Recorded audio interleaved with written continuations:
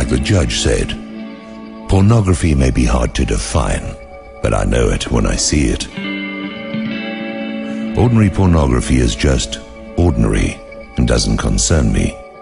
I don't pay any attention to it anyway. I might admit to an appreciation of certain skills, say, when a woman can shoot a ping pong ball into a shot glass from 10 feet.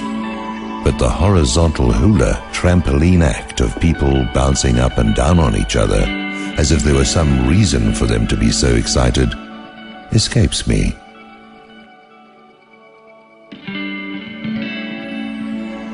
I'm also something of a critic as far as the art of the procedure goes. There's an old joke about 3 young French boys watching a couple making love through a window. One boy is 12, one is 10, and one is 6 years old. The youngest asks, "What are they doing?" The 10-year-old responds, "They're making love." "Yes, and badly," adds the 12-year-old. So I guess I'm a critic at the way people perform sex. Well, they don't know who they're having sex with in the first place, and they don't know who they are. So it boils down to groping in the dark, and caring and focus are at war with the urgency of passion. Goats pissing all over themselves prior to coitus. You see this everywhere, all the time.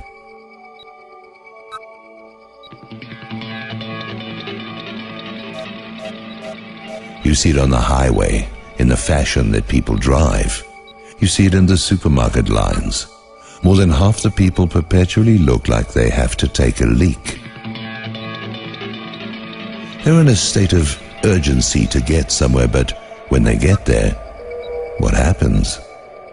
What happens when they get there? Where is there?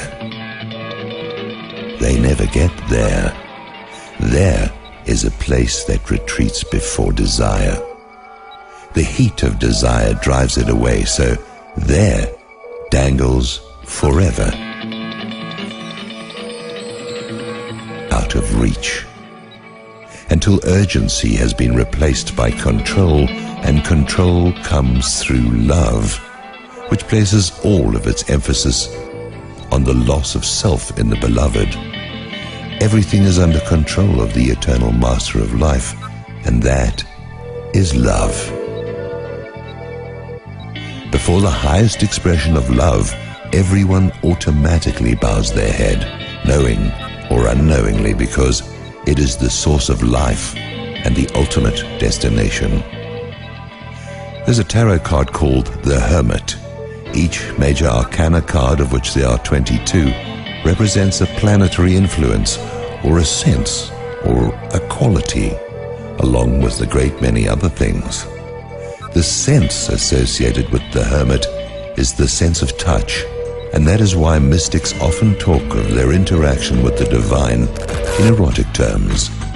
Everything is sex, which at its higher arc transforms into love, and at its highest arc is engaged with all life at all times. Each card is a book, and as Eliphas Levi puts it in his book, The Dogma and Ritual of High Magic, a prisoner devoid of books, had he only a tarot of which he knew how to make use, could in a few years acquire a universal science and converse with an unequaled doctrine and inexhaustible eloquence. Meanwhile, people attempt to read these cards to tell the future, when the means of changing it is in their hands. Priorities? There are so many examples of similar confusions, where the glitter of a semi-precious stone of dubious value masks the presence of something priceless. Some things you can't see for so long as your values are terrestrialized. I've got another litmus test, and this is the first time I've talked about it. It's the Holocaust litmus test. I'm bringing it up because all sorts of nasty nonsense is rearing its anti-Gentile head. New heights of ridiculousness are being scaled daily. My secret litmus test is called the Holocaust litmus test. The truth doesn't do mercy fucks, and when you think that's what you're getting, It hurts. Why it hurts, I will leave to the imagination of the one experiencing it.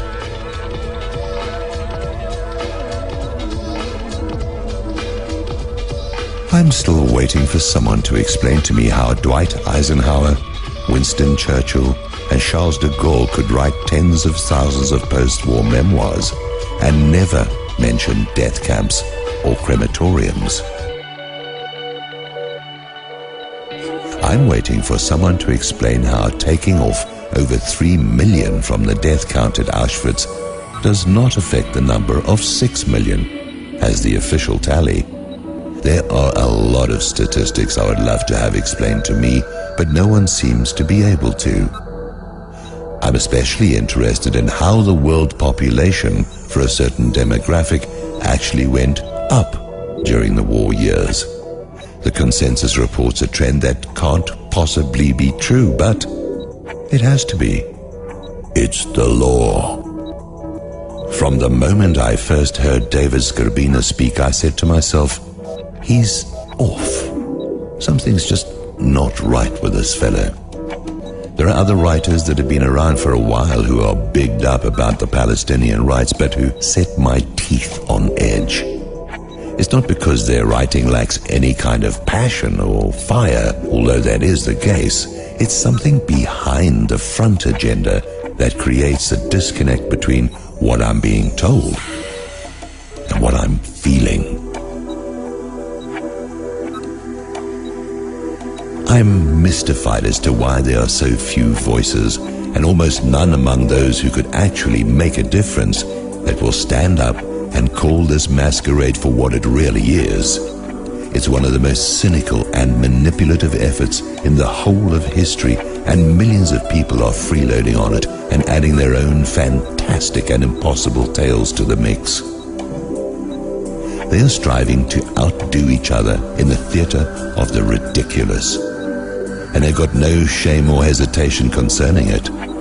Is it some kind of genetic insanity that travels along particular bloodlines, or is it the close proximity to so much money that only requires the use of a slanderous title or the threat of public injury to one's persona to have wheelbarrows of cash pull up at the door? Yeah, it's a money machine, and it just keeps expanding like McDonald's franchises, so that there's a Holocaust outlet somewhere near you, in case you're looking for ideas on how to support your family in these trying times, in large part brought to you courtesy of the same people. Far be it from me to deny the Holocaust, because there very definitely was one. And it was performed on the German people as much as anyone of the time. It was performed on them by the Zionist-run Soviet army on the one hand, and the Zionist-controlled US on the other. And it was from there that the war was first declared on Germany by the neo-Pharisees.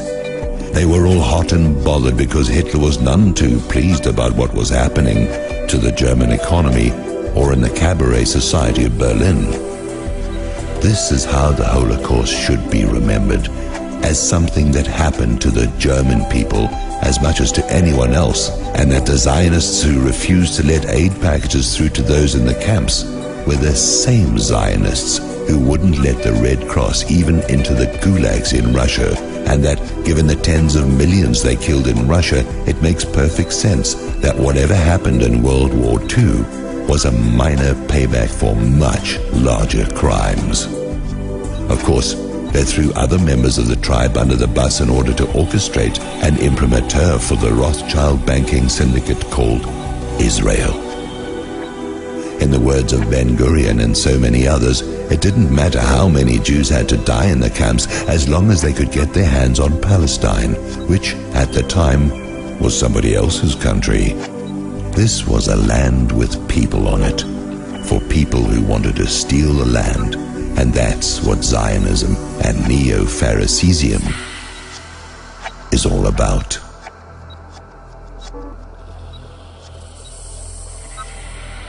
The whole story is more pornographic than The Devil and Mrs. Jones, and could probably be called the devil does Palestine.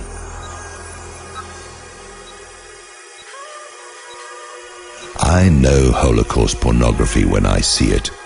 It's dressed up as a religion and as firmly based in reality as that thing in Masada.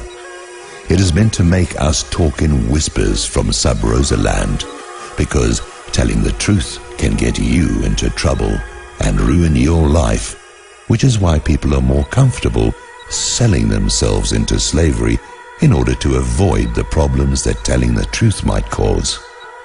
Try holding people up to this litmus test and see what it gets you. If denying the Holocaust is a crime, don't deny it. There was a Holocaust, and the truth was burned alive along with integrity, honor, and a whole lot of their friends who were staying over at the time. There was a Holocaust. Millions of Germans got exterminated, and also some Jews, gypsies, homosexuals, and political malcontents.